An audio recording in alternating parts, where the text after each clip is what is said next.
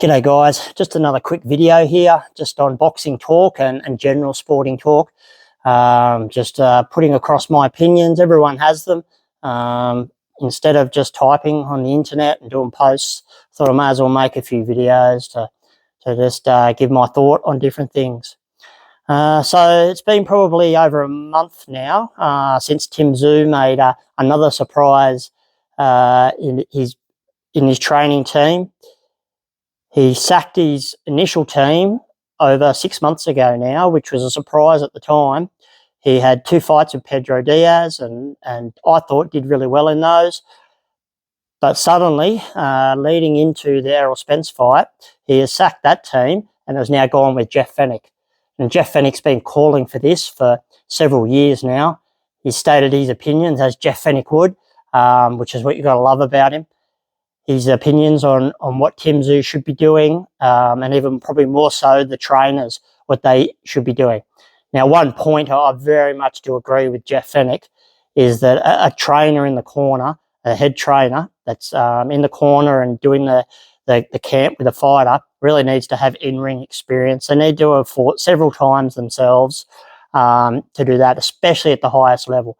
Maybe at lower levels in amateur boxing, sparring is enough for a coach to have experience, solid sparring. But certainly at the top level, a fighter needs to have a corner that has experience as to what it's like in the ring. And who better in Australia, really, than Jeff Fenech to have that? Now, there's been people saying that this is a bad move and it could be the end of Tim Tszyu. I certainly think the opposite to that. I think it's a great move. Whatever Tim Tszyu has left, he's going to get the most out of it with Jeff Fenech.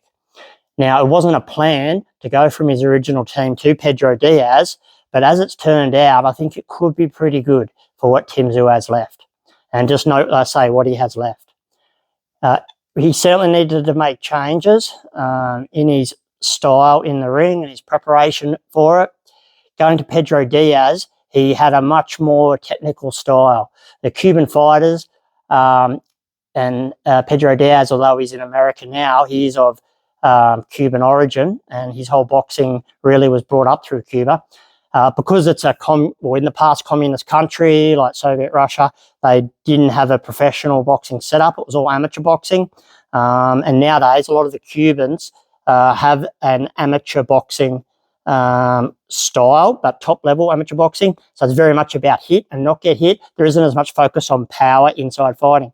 Now, what Pedro Diaz was trying to do with Tim Tszyu was teach him those aspects, multi-phase combinations, trying to step off the line, trying to not go back in a straight line, focusing on the jab as the main focus. And he did that in those 2 fights that he had, both going 10 rounds. And they were against undefeated opponents. Sure, they weren't the top echelon fighters, but they were undefeated, so they were no bums. And he beat both of them convincingly in 10-round fights. So I feel that he would have learnt a bit with that. However, coming into this Errol Spence fight, I don't think that would have been enough. At the end of the day, when things get tough, you go back to what you know. And what Tim Tszyu knows is very much how to dogfight. But under Jeff Fenech, which, regardless, if you look at his fighters, they pretty much fight similar to him, which is fine. That's what he knows best, is fighting on the inside, how to make it a real fight. And I think that is very much what he's going to bring back out in Tim Tszyu. Now, I guess the key with it, and people can, take their own opinion on this, is just my opinion.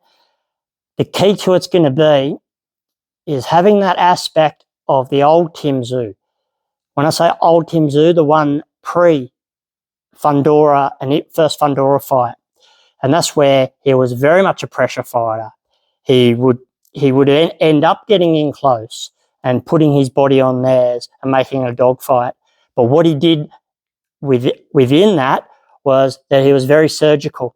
He would slowly close the distance. If you look at the Tony Harrison fight, perfect example.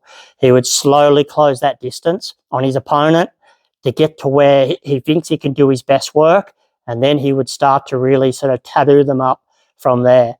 I think, from what I've heard Jeff Fenech say, and who better to know than him rather than me, but from what I've heard is that that's exactly his opinion. He needs to get back to the old Tim Tszyu that could do that. It was such an instinctive thing for him to fight like the way he used to. And if he can combine that with that rough, tough, just smash the shit out of them, basically, attitude, kill or be killed attitude that Jeff Fenech had, if he can mix that with that surgical pressure approach, then I think he's going to have the best chance against an Errol Spence, especially an Errol Spence that's been off for 3 years. He may be well rested, but no matter how much you've boxed, having 3 years out of the game is, it's gonna make you rusty. You would think.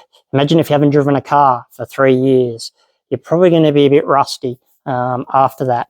So if Tim Tszyu has that pressure style, can jump on him at the appropriate times, not give him a chance to breathe, rather than sitting back too much, I think that's his best chance against Errol Spence. Errol Spence is in my opinion, a rightful favourite going into it. I'd love to see Tim Tszyu win, but it's going to be a tough ask. But anyway, guys, that's just my opinion. We've all got them. We've all got them. So, yeah, there's something a bit different doing the video. Okay, guys, thanks.